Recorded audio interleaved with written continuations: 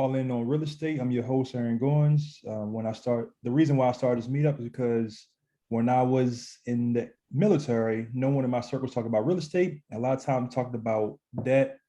We talked about stocks and bonds, other things like that, but never talked about real estate. And a lot of times when military people deploy, you see a lot more Dodge trucks and pickup trucks on the road once they return, instead of people buying things like real estate. And I want to have a meetup where all people can learn about real estate and build generational wealth for them and their family. So I'm very, very excited for our guest speaker today, Mr. Brian C. Adams.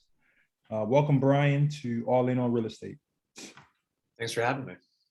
Yeah, thank you, man. Thanks. I had a lot of people who was really pumped up for you to be on here, man. So it's a pleasure to have you on here.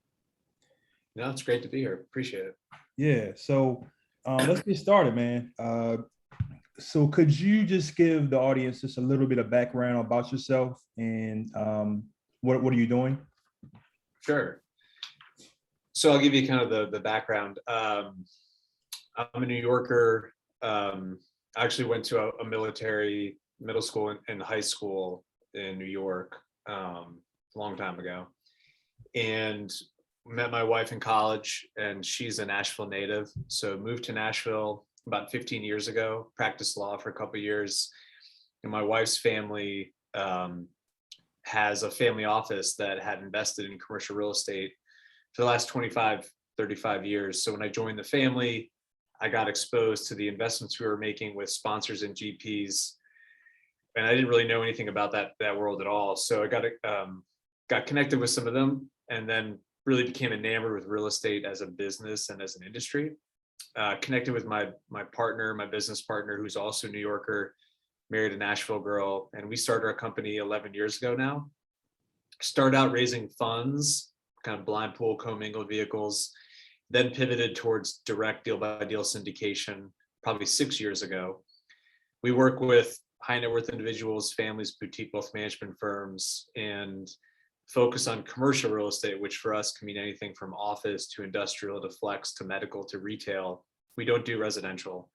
And today we have probably a $420 million portfolio across 14 markets. So call it 2.7 million square feet or so.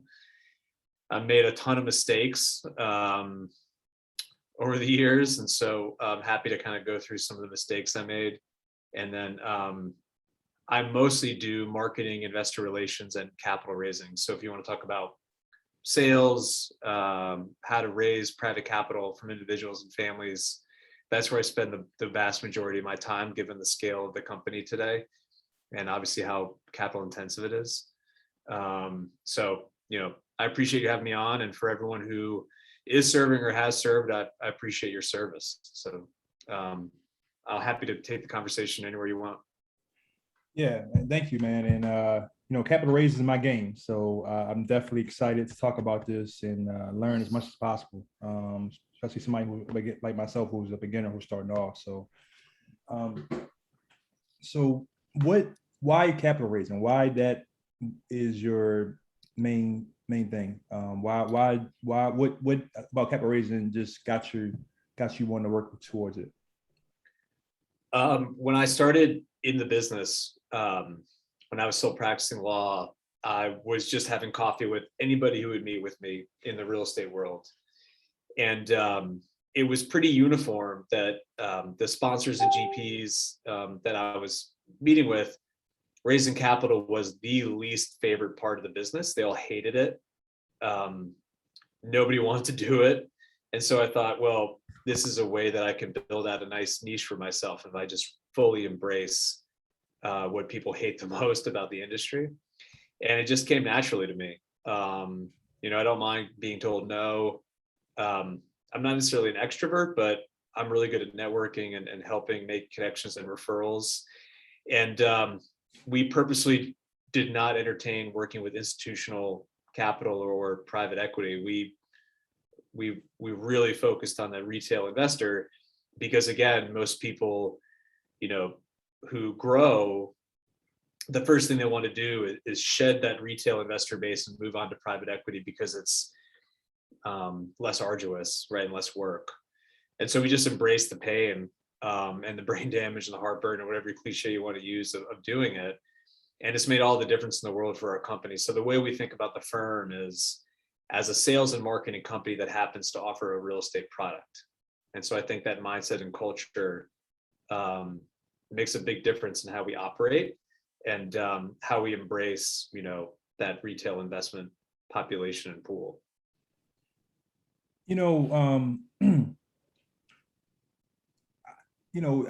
I know people talk about like McDonald's is a hamburger place, but really it's about real estate. It's about what they own as real estate. But I also think that one of the successes is the marketing that they do. They consistently market themselves, even though they're so well known worldwide, they continue to market themselves. And I think that for us in real estate, we have continued to market ourselves, and we're really more so marketers, especially people who are capital raising more so than anything else. So could you just talk about more about the power of marketing and how that has impacted your business? Yeah. So a big mistake I made early on, and I see a lot of, first-time entrepreneurs or sponsors across asset class or industry, not just real estate, but is they they go about things the wrong way. They find an opportunity and they really work hard on everything to do with that one deal itself, right? They find this beautiful little gem and they think, okay, well, I'm really smart. I know this deal is really good. And they do all that work on the diligence side of the asset. And then they go to their network and they try to cram that deal down their throats.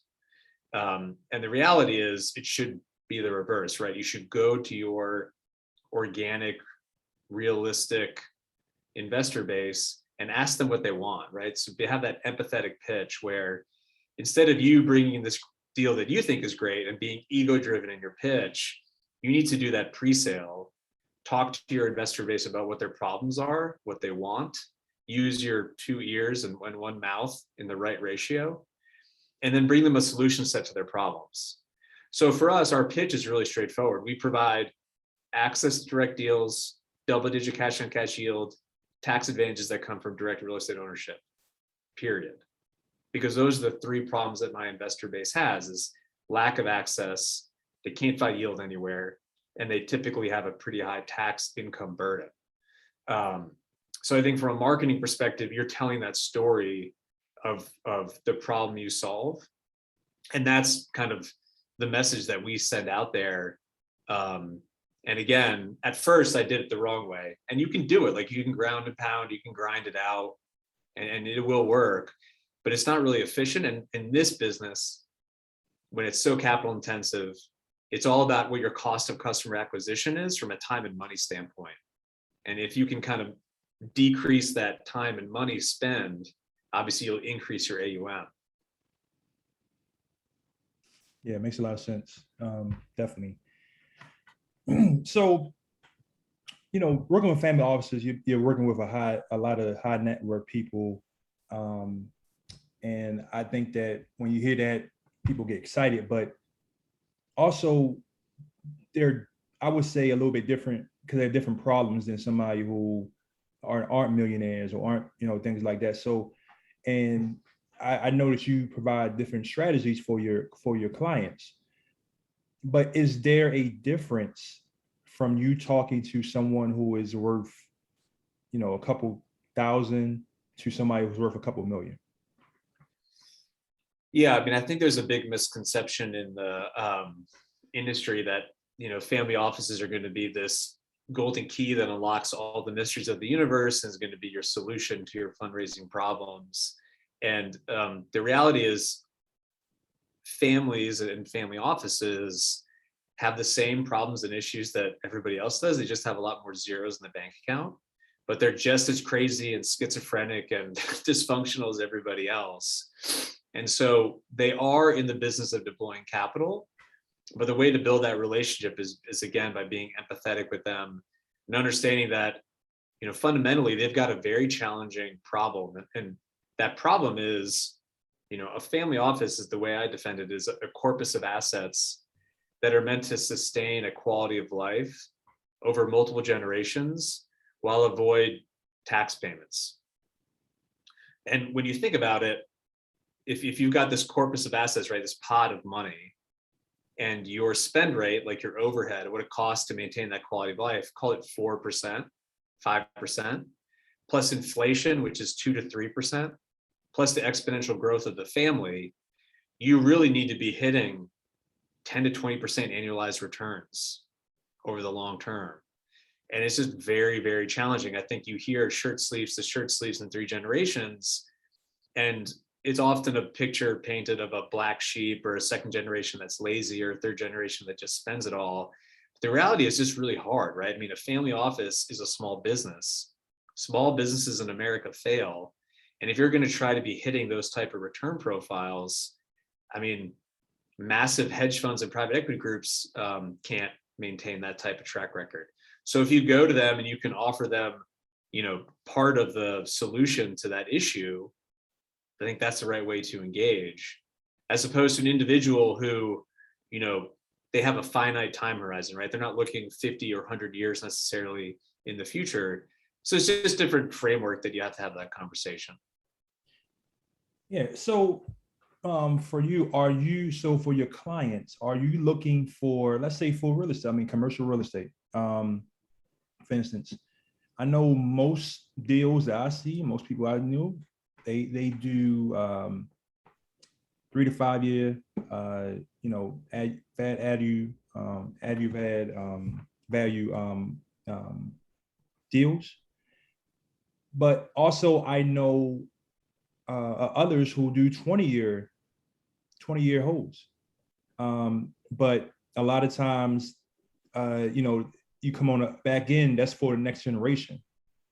So for your perspective, is it better for your clients to look for something that's more long-term, like a 20-year hold or a 10-year hold, more so than a 3 to 5 year hold, which you see most commonly?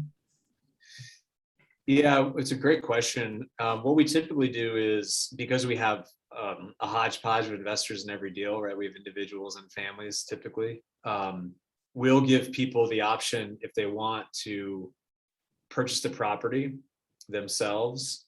We'll have a mechanism within the PPM and the operating agreement where, if that family likes the asset, they want to continue to own it and operate it potentially, we'll make sure that it's a fair value, right, by an arm's length third party type valuation, but they'll get a first look at it or a first shot to own it if they want to own it in perpetuity, for instance. So we do have some mechanisms in place to take care of that issue, but it is a problem. And what you're seeing in the market, in the industry, is, with these huge liquidity events happening, and especially with these big kind of tech payouts, these family offices are really becoming private equity firms, and they're competing with private equity groups peer to peer on these type of deals. So we actually have started spending most of our time focused on this sounds kind of silly because we're talking about a lot of money here, but like the lower middle market family offices that can't afford to compete with the private equity groups, or increasingly multifamily offices or independent wealth management firms where multiple families get together and pool assets. That's where we spend most of our time, because some of these families, they have the ability to compete with the Blackstones, the Carlyles of the world, and they don't need a sponsor and operator. They have the expertise in-house. Wow. Okay. Yeah. Okay. So yeah, I'm gonna ask you a question next, Bud. So that kind of goes to my next question, because you were talking about it. I think you kind of answered already, but what have you seen the changes for you over the last, when you started to now, with your clients and the market altogether? What's the biggest changes that you've seen? Besides, of course, you said it more turn like a private equity firm, but what else changes have you seen big over the years that you really had to really change your format a little bit? Yeah, I think investors are getting savvier and better educated through things like this, right? Through webinars, meetups, LinkedIn, blogs, podcasts. It doesn't take a lot of money, but if you put some time into it, you could become an expert pretty quickly on your own on some fairly esoteric asset classes if you wanted to, just through things like this, which I think is better. I mean, it's more competitive for sponsors like me because I get harder questions and people have done more homework. But I think ultimately having a better educated investor base means that the decisions are coming quicker. Right? You have to spend less time explaining to them what a submarket is or what a cap rate is or price per pound or what the debt structure is, the cap stack, what it looks like. It's much more binary now than it was 10 years ago, where a savvy investor will say, yes, I like your style. I've heard you on a podcast. I did my homework. I checked out one of your webinars. I looked at one of your videos. So I think the advent of technology in general has just changed the game. I think for the better, right? I mean, it's made me have to work harder. It's made my LPs smarter. And I think that's just better for everybody. And the accessibility now, people to find sponsors that they want to work with through things like LinkedIn and meetups like this, has decreased some of the time spent that people had to use to actually just connect between the investors and the sponsors. Right. Okay. Hey, Bud, ask your question real quick, man. I know you got that question to ask. Yeah, sure thing. So, Brian, what are the sizes that you generally deal with, and are they private or are they, open to public investors as well? It's interesting. It's a great question because I was talking about this earlier today with somebody. A couple of years ago, I would have said that our sweet spot was like 15 million purchase price, maybe 20. Now it's gone to sub 10 just because there's so much liquidity in the market and so much competition. It's very hard to solve for the yields that we're trying to at those deal sizes. So now we're looking at, $8 to $9 to $10 million deals, I would say is probably our sweet spot now. And we only work with accredited investors, but we have a distribution list that, as long as you're vetted and self-certifying, anyone can participate. So Brian, how has COVID changed anything for you? Has it changed your business around a little bit? Has it make things a little bit easier for you? Because I've seen a lot of savvy investors really increase their network. I mean, you see the Jeff Bezos and things like that of the world increase the network a lot. I saw that now Jeff Bezos is number 2 in the world because a gentleman made $100 billion over the last year. But how has COVID changed your business around a little bit? Yeah, on a whole lot of levels. I mean, pre-COVID, I was taking about 100 flights a year, probably 30 nights a year in hotels, going to conferences and pitching people, going on the road. And now with people being comfortable doing things virtually, I think it's taught me that again, to lessen my ego. A lot of investors don't want me to take them to the steak dinner and hear me talk about stuff for 2 hours. And that was a realization we made during COVID, where now when we send a deal out, as opposed to sending a teaser and then asking for a call or a coffee or a lunch, we spend a lot more time on the front end putting together the one pager, the deck, the diligence file with the entire war room. And then we put together drone footage with a subtitled pitch. And then we actually record a pitch ourselves, where I act as the investor and my acquisitions associate will go through the deal, and I'll go through the frequently asked questions, the pros and cons, and all of that. And we put it all together in one package so that people, especially repeat investors, they can make that decision in 10 or 15 minutes without me ever having to be on the phone with them or me having to take them to a lunch. It's much more efficient for them and for me. Wow. Yeah. Okay. Yeah, I think that's great. So a couple more questions I'll open up for the attendees to ask. But I find it that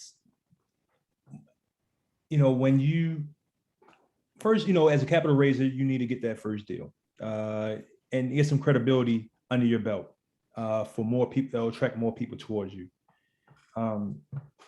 And you should try to get out and be out. I tell people closed mouths don't get fed. So you got to be out, and you got to be out and really be out there to show yourself. You can't just be, you can't just market yourself by a couple of newsletters, something like that. You need to be out talking to people on podcasts, on meetups, things like that. But has there been anything else that really helped you along the journey as far as marketing to family offices that, that really was a game changer for you, besides, writing the material or maybe being on a podcast or something like that? So I'll start with two caveats. One, being a white male who went to great schools that, married a very affluent person, it just has a huge amount of privilege associated with it on the front end, right? So I'm saying that. A lot of doors are just automatically open for me. And the presumption when I come into the room is that I know what I'm doing. And then I'm, good person and smart, all that. So I just want to put that out there. And being able to use my wife's name around town helped a lot. Her father, my father-in-law, is a well-respected guy who's done very well for himself. But I think the biggest difference that I have made in terms of my marketing efforts is obviously, the deals, and I'll show people the deals, but what I think is the game changer is being a resource for people beyond the deal itself, right? Having that value add. And so a lot of things that we do in terms of the content creation, the co-branded content, the collaborations with other service providers and financial professionals, creating that education and leading with that content. We have a capital club where other managers come on and they pitch their deals. I don't get any economics, just as a way to expose my network and peer group to other best-in-class managers, cool ideas, again, to learn about niche alternatives.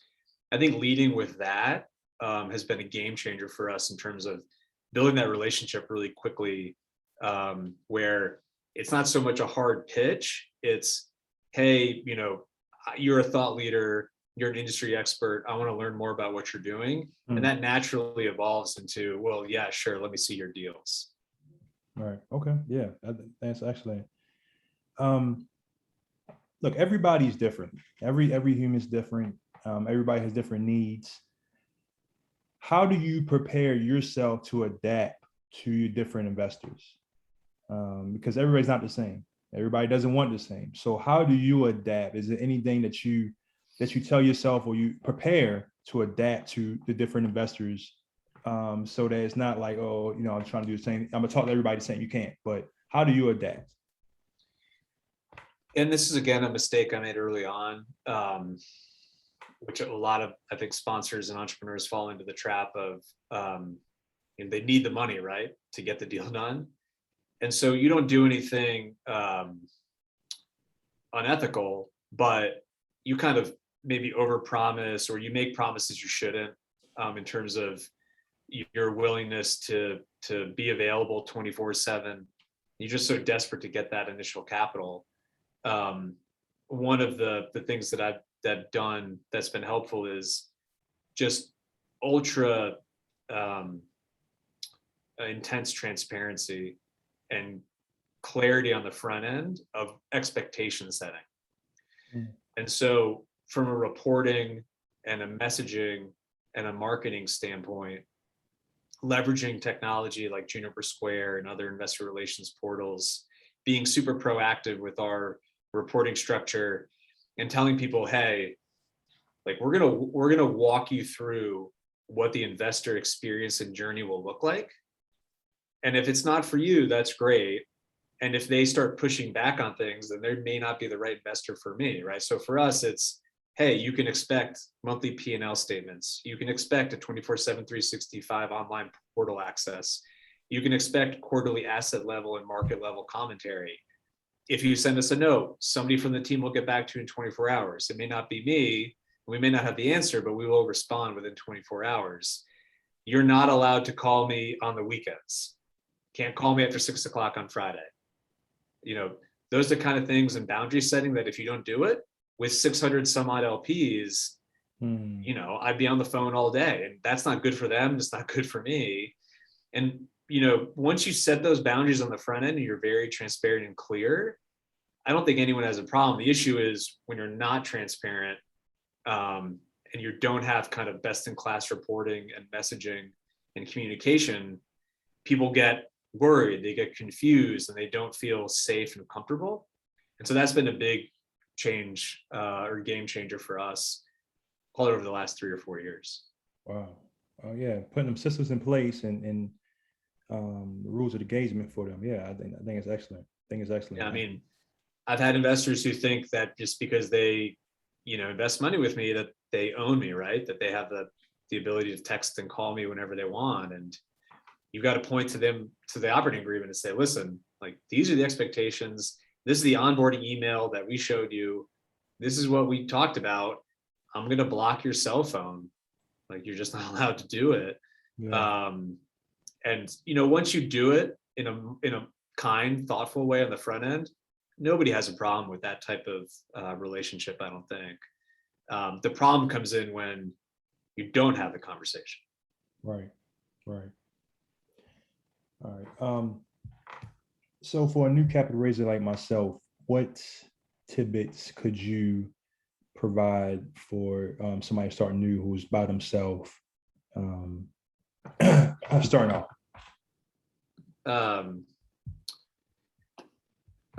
Dan, yeah, of course. I mean, obviously, if something happened. Oh damn! Yeah, Oh damn! we wouldn't go dark on people if there's an issue, and we've had that come up, obviously. And with a team of 15 people, somebody's always around, and so we can manage that. So I did a presentation on this. I'll try to find the link and put it in the chat box. But how to raise capital as a first-time entrepreneur, because I think people say all of these cliche terms like, oh, pound the pavement and work hard and tell your story, blah, blah. But I actually did a detailed, concrete, like step-by-step on this, and I'll do a brief shot at it. But basically, if you think you're going to pitch a deal in the next 6 months, 12 months, whatever, obviously you've got to find the deal and work the deal. But in addition to that, write a list of 100 people in your network that realistically might give you money. And this is the hard part, because not everybody has the same network and background, right? I mean, even though I know a lot of high net worth individuals and family offices and they have a lot of money, it doesn't mean I can go pitch CalPERS or a big private equity pension plan or an endowment. I don't know those people. They don't know me. We don't speak the same language. We don't have the same shared experiences. So put a list down of 100 people, friends and family, people that may actually give you money, and you do it in order of most sophisticated affluent to least sophisticated affluent. And again, this is not a judgment on them as people, but this is the business we're in, right? So you put the list together, and you start at the top of the list with the most kind of most affluent person, and you say, listen, I want to have coffee with you. And a mentor of mine told me that if you're going to go have a conversation with somebody, you're not sure how it's going to go, coffee and breakfast are the way to go. It's the cheapest meal of the day. So you spend $5 and it's going to be okay. And you go to them and you ask, okay, when you've invested in commercial real estate, what has that experience been like? What did you like about it? What did you not like about it? And you start taking notes, right? This is all about listening.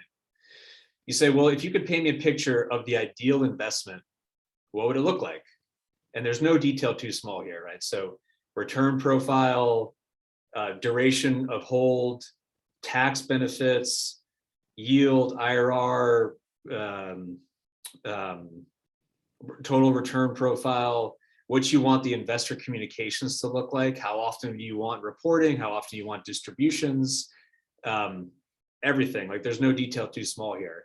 And you go through that from 100 all the way down to 1. And then once you have the deal and you've kind of assembled all of that information somewhere in a notebook and you've compiled it all, you find a deal that will match what the people want, right? And you have already taken care of all of their concerns and issues. And you've already put all of the infrastructure around it that will solve all of the potential problems that they might have. So you're front running all of the pushback, right? So when you bring them the deal, You start at the bottom and you work your way back up.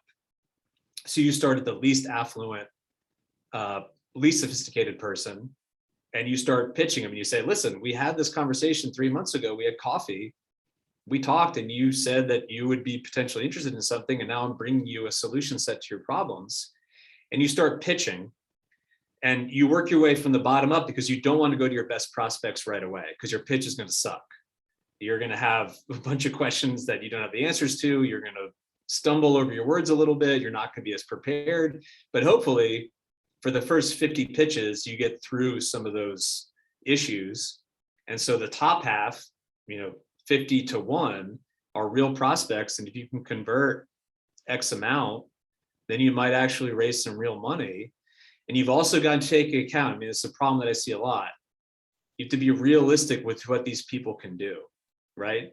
You can't bring them $100 million deal if realistically, when you had those 100 conversations, you think there's maybe $1 million of capital there, right? I think a biggest fallacy in the industry is that you'll raise on a good deal. It's not true. If you haven't pre-sold and pre-marketed your investor base, and you're not realistic with what they can do, you could have the greatest deal in the world, but you can't raise capital around it's art. And art's wonderful, but it's not a business. And I'll try to get the link together on the presentation I put together. I'll send it to you, Aaron. Okay. Yeah. Thank you. Thank you so much. Thanks a lot, man. Great nuggets you have provided so far. I got one more question, then I'll open up for the attendees. You said this earlier, and I just want to profound on it. How has a coach impacted you in your career? Yeah, so I'm a college athlete, and I think the sport cliches are all true for a reason. And I think they get used in business a lot for a reason. And the reality of this business, and again, to go back to capital raising, which is what we're talking about here, not a lot of people want to think about it this way, but I'll tell you my numbers. I've got roughly 7,500 people on my distro list total in my CRM. Probably 5,000 of those people are actual, legitimate investors that might one day pull the trigger. When we send a deal out, we typically get 10% of those 5,000 that will look at the email. And then we get 10% of that 10% that will, potentially do a call. And it goes all the way down the funnel to about 1% that will ultimately do something. So you've got to be comfortable with taking a lot of at-bats, a lot of shots on goal, and getting told no all day, every day, because that's just the nature of the business. Those are the numbers, and they're pretty consistent across. If you talk to the crowdfunding websites, there's more zeros, but the ratios are all pretty similar. And so I think that's where dealing with failure on a very consistent basis, like being a batter at baseball, where you're defined by, batting 200 is good. I think there's a lot of parallels to be drawn to this business. Yeah, I hear a lot about it's a numbers game. Being an entrepreneur is a numbers game, definitely. And you're going to get a lot more no's than yeses, but man, that's great. It's crazy. 5,000 people, divided by 10. That's 5. That's just crazy to really think about that large number. And then that few that's really going to actually pull the trigger and do it. All right. I see your hand, Maud. We don't raise our hands on this meetup, Maud. Come on, man. I didn't want to interrupt there, trying to be polite. I got you, man. So I always open up for one person to ask the first question. He wasn't here last week, but I'll allow him to ask that first question. Go ahead. Mr. Thank you. Appreciate it. Hey, so I'm going to take, if you don't mind, I'm going to ask 2 questions. Thank you, Brian. A lot of your story really resonates with me and what I'm doing. So I'm just starting to build out my investor list as well for capital raising, and that's what I'm focused on. I guess a 2-part question is, one is, how are you, not family offices, but how are you going about marketing to new investors altogether. And then similar to your path, I'm looking to do the same thing and expand into, outside of just multifamily with storage and assisted living and other spaces. What's your story for that path to get to where you are today to expand into the other property types within real estate? Yeah, so the first question, how to market to new LPs. Obviously I prospect, I cold email, we cold call, but it's much more efficient to, again, create content and education pieces that address issues within that logical investor base or within the community that you want to access. So I spend, again, my mentor early on told me, we were given 2 ears and 1 mouth for a reason. I would spend a lot of time just listening to what the problems are within that community and really getting your avatar, your ideal customer profile super dialed in, right? Understanding where they spend their time, understanding where they're digesting their media, understanding what they're reading. I spent a lot of my time, reading The Economist, reading the Wall Street Journal, watching Bloomberg TV, listening to Bloomberg radio, not for the content, but just to know what's topical within my space, because I know that's where a lot of my people spend their time and where they're digesting. And so I know what they are thinking about and what they're hearing and listening. And I try to, provide them education and content around those issues. And then you're creating hopefully like a magnet, right? Where an affinity group, again, where you're a trusted resource, industry expert, and people are approaching you, which is always better than you reaching out. It's easier said than done. It does take consistency and time, but I think once you get the flywheel rolling and get that content calendar created, it will prove to be, really beneficial, because again, you didn't get in this business to work 100-hour weeks, right? I try not to work more than 12 hours a day. And if you think about a coffee meeting takes 30, 45 minutes, you just don't have the ability to do that, right? I used to do 5 meetings a day, 10 phone calls a day. And it worked, but it just was horribly inefficient when you look at the ratios. So you got to figure out a way to widen your funnel to get those numbers down. The second question was, I'm sorry. Sorry, the second question was more, you've expanded into multiple different property and commercial space. Just what's your journey there? Yeah, so we actually never did residential, because when I talked to my investors or my potential investors or my prospects, they already, for the most part, had exposure to apartment deals and single family. And so I needed a different flavor of ice cream to get their attention. And oftentimes when it came to commercial, they were still only able to access those deals through a fund of funds or a REIT vehicle, or they didn't get really consistent deal flow from their sponsors. So I thought, man, there's some really smart, well-capitalized people doing multifamily, which that was 11 years ago. I said that. That's only, increased. And so I just needed an in, right? And so bringing them an office deal or bringing them an industrial deal at least gave me a seat at the table to start that conversation. And so that's kind of how we got into it. And we just kind of stuck with that non-residential story. So it just kind of differentiates us a little bit. I'm just wondering more, how are you doing like the self-storage? I'm still sticking to commercial, just how, because did you, when you started, were you doing self-storage and multifamily and multiple different things at the same time? Or did you start with multifamily and then expand into the other commercial property types? Yeah, we never did multifamily or residential. And honestly, after living through 2 cycles now, I don't even talk about property types when I do my pitch, because, I don't want to be beholden to a property type that comes in and out of vogue. I don't want to be beholden to geography that one day is good and one day is bad. Things change so quickly now that my focus is just on yield, right? So it's setting expectations, it's pre-selling and pre-marketing. And when you really tell people, listen, I'm going to bring you a double-digit cash and cash yield deal, It's going to be in a secondary market in the Southeast Midwest, but beyond that, I don't really know. And so once you do that, it gives you huge flexibility to go where the opportunity is. And you don't want to pigeonhole yourself and just tell the whole world, I only do value add multifamily in San Antonio, because things change really quickly. And once investors associate you with a certain product type or a certain, return profile or a certain location, you're really wedded to that story. And you want to be nimble and flexible, because 11 years ago, office was a good place to be.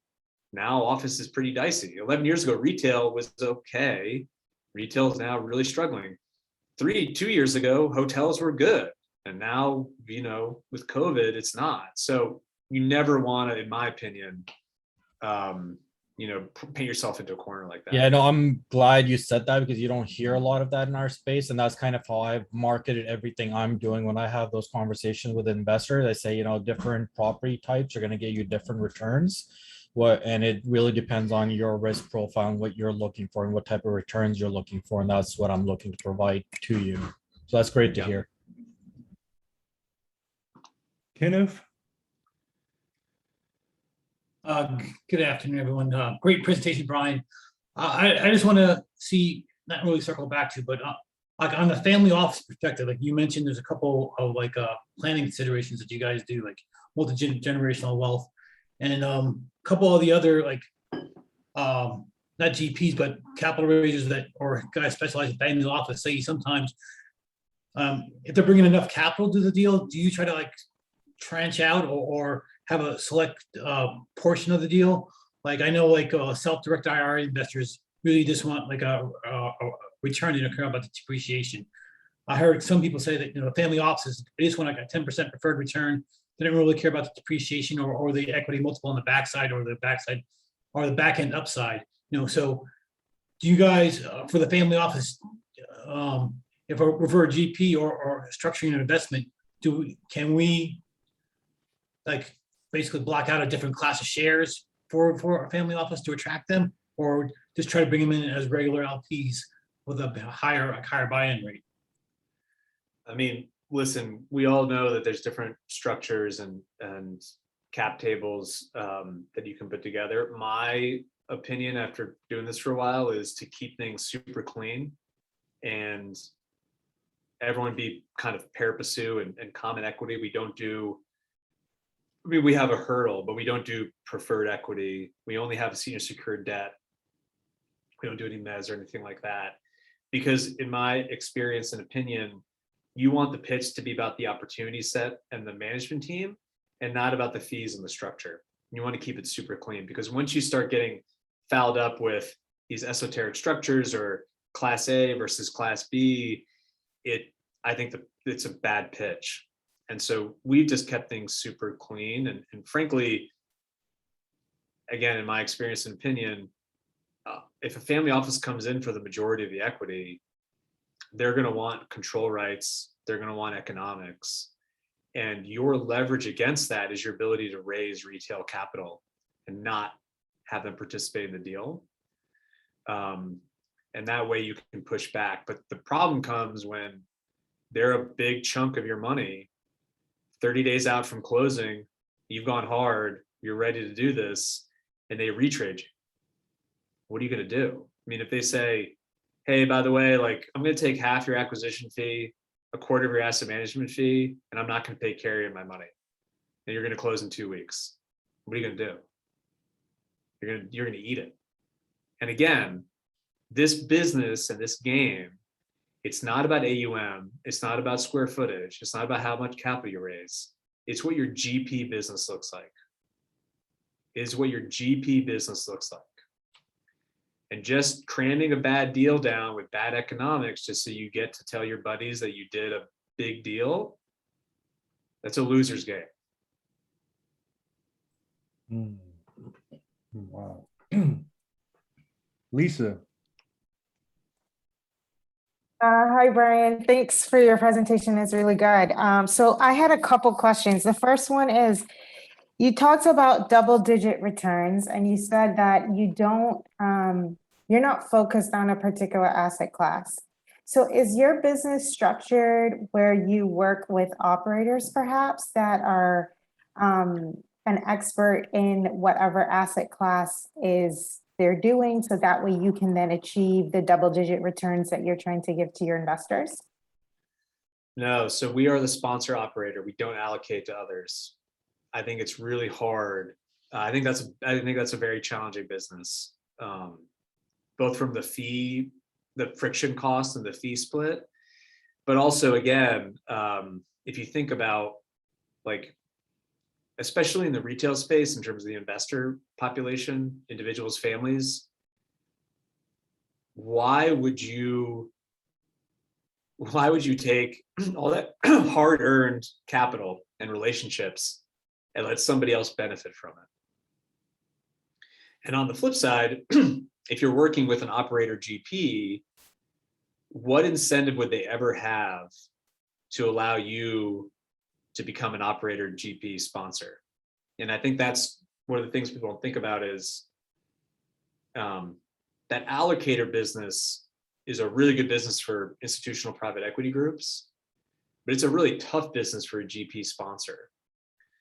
And oftentimes when I talk to sponsors who want to grow the business and they want to JV with private equity, I'm like, think about this. Why on earth would these allocator funds ever allow you, from a structural or a legal standpoint or an economic standpoint, to go out and have your own discretionary capital one day? They wouldn't. You're just competition. So the way they circumvent that is by making sure that you can never actually get enough liquidity in your carry and gain enough AUM to then go after their LPs. It doesn't make any sense. And so, I just think it's a hard business, and you should never give up your capital connections when you're talking about individuals and families, because you also don't control that deal. And I've been in that position before where we had a majority LP, like a 99% of the equity, and I brought in a couple of friends and family on the deal, and the majority LP, didn't want to make distributions for a year. And then my friends and family are asking me, well, like, what's the deal? The property looks good. And I'm beholden to that majority equity partner because they have major decision-making rights. And all I can say is, well, this group doesn't want to do it. And my friends and family are saying, well, why not? And like, let's make this happen. And I don't understand.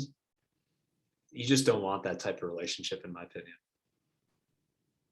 Got it. So then going back to what I was asking about though, with the double-digit returns, like if you then find a deal in an office or hotel space, because you don't do residential or multifamily. So if you find a deal in mobile home parks or something else that achieves the double-digit returns, is it that your team just has experience across all these different asset classes?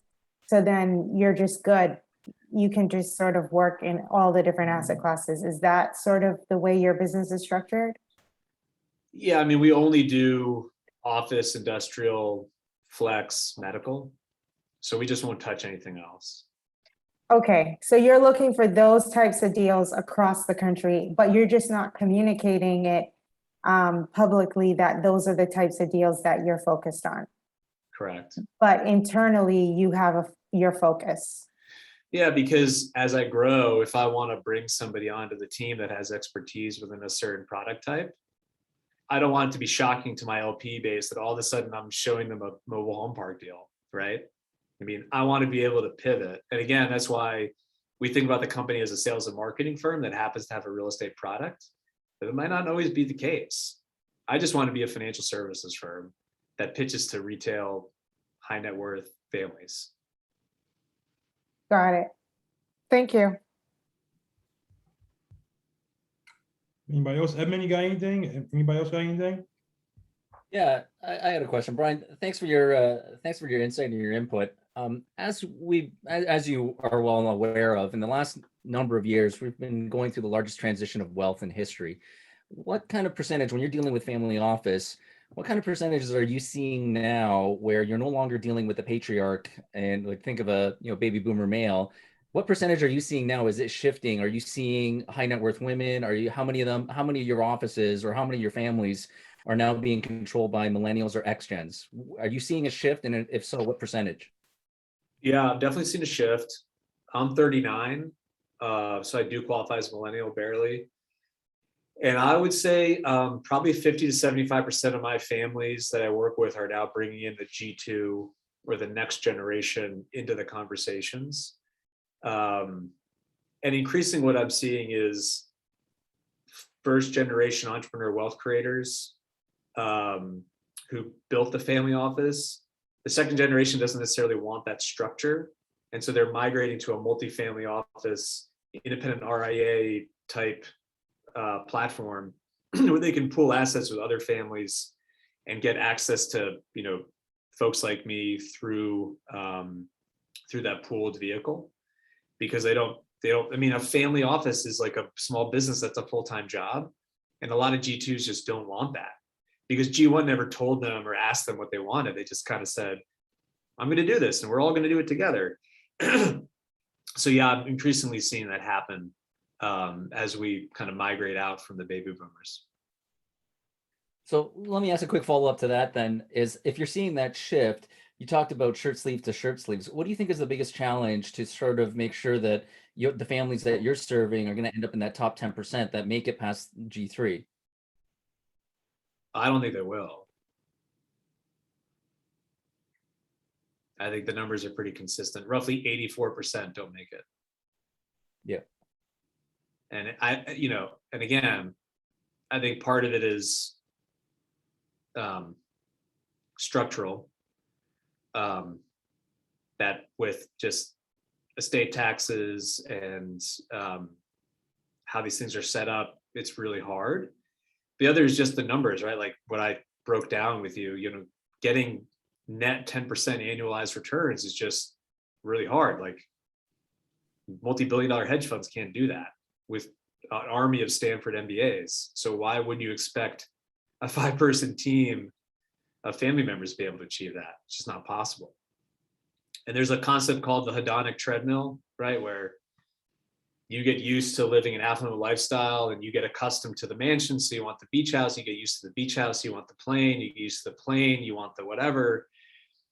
And it's just really hard to dial back your lifestyle once you've achieved a certain standard. And that's just human nature. We all fall into that trap. And these families are no different. So I think it's just emotionally and structurally really challenging for them to maintain it, especially if they don't have an operating company any longer, if they've had a liquidity event. I just don't see how a financial family can really do it unless your corpus is 500 million plus. Great, thanks. Sorry, just to follow up on that, when you said the operating company, it sort of goes back to sort of what you were talking about, which is you building out your business where you're not working with operators, but you have that operating company within you. So like if these family offices had built out their office such that they're not just investing with operators, but they actually have now built out their own operator within their family office, then you're thinking that it has more longevity. Yeah, I think that's right. I see a lot of families who they have a liquidity event, right? They have an operating company, a private equity group comes and buys them out at a huge number, and they get a big lick. And then you talk to them 10 years later, or 20 years later, and the second generation goes, after taxes and fees and everything else, I wish we had held on that operating company because I can't replicate those type of returns with just financial instruments. That's a story that I hear a lot.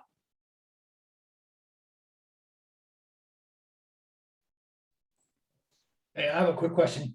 I know you specialize in the financial services, but do you like how do you interact with like legal structures like for families because they set up a multi-generational trust or stuff like that? Do you get involved in that, or do you just try to help service that as best as possible?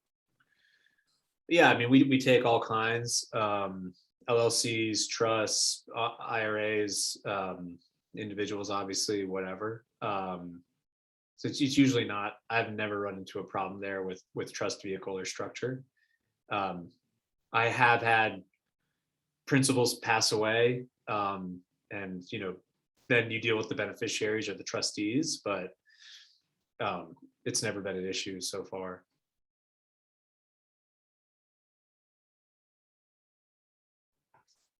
All right, one more question for Brian. Everybody got one more question for Brian?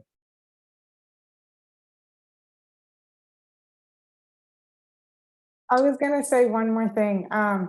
Listening to this conversation, I feel like as though maybe, I don't know if everyone here, but maybe a lot of the people here are probably in the capital raise space.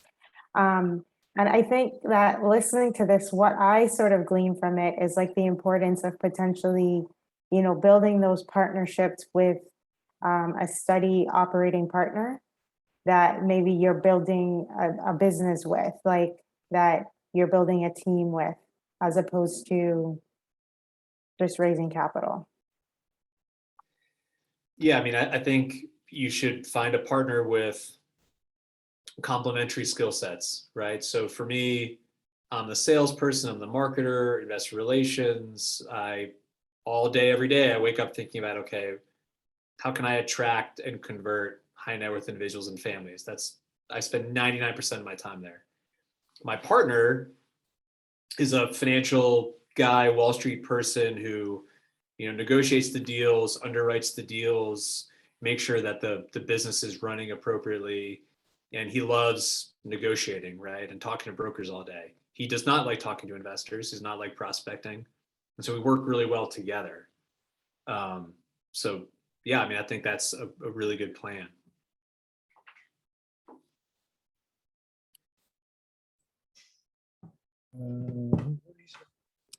How do you train to become? Yeah, read Brene Brown's books. Okay. Yeah, she knows. She knows. I went through a very challenging, dark period emotionally 5-6 years ago. My wife turned me on to Brene and really changed the way I think about marketing and sales.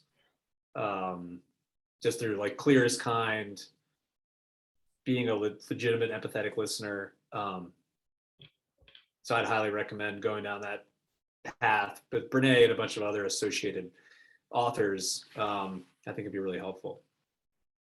And good for you too, personally.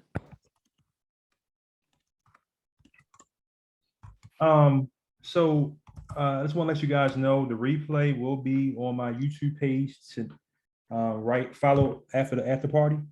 So if you guys, I mean, I know Brian just dropped a lot of great information. So give me probably about a half an hour or so, and this will be on my YouTube page. I had to download it to my computer and then cut it and then put it on my YouTube page. And also you will see a clip from Brian tomorrow on LinkedIn, a good tidbit. So, but man, it's going to take me a little while to find something that really stands out, because everything stands out. So Brian, thank you so much, man, for being on here. I know that you gave us so much information. I saw that you put your information in the chat already, right? Somebody reach out to you? Okay. Yeah, I got my email in there. Hit me up on LinkedIn. Whatever I can do to help, I'm happy to do it. Yeah, man. Thank you so much, man. And you can see I have plenty of capital raises on this meeting, and just another great capital raise we have on here. So thank you, man. And you're free to stay if you want to. I know you're busy, stuff like that, but you're free to stay and come on the breakout rooms if you have time. If not, thank you so much. Yeah, I've got little kids at home. It's 7:00 local, so I need to get back for dinner. Right. But thank you all for having me. Aaron, awesome to reconnect. I'll follow up with you offline. And yes, sir. Everybody has my info, so if you want to hit me up and talk offline, I'm happy to do it. Okay. Yeah, thank you. Brian. Aaron, I got a question for you. Is this the only day you have meetups? Yes, for me, yes. My Okay. meetup is every Thursday at 7 p.m. Eastern time. Okay. I keep getting into different time zone. I'm in a different time zone. So yeah, I'll meet you next week, same time. Okay. And I mean, as you know, if you can't if you can't come for the guest speaker, always come to the after party, because that's probably the best time. We have a lot of fun with after parties. So you're more than welcome to come at any time. But like I said, all my recordings go on my YouTube page. So Okay. I'll check it out. Thank you. thank you.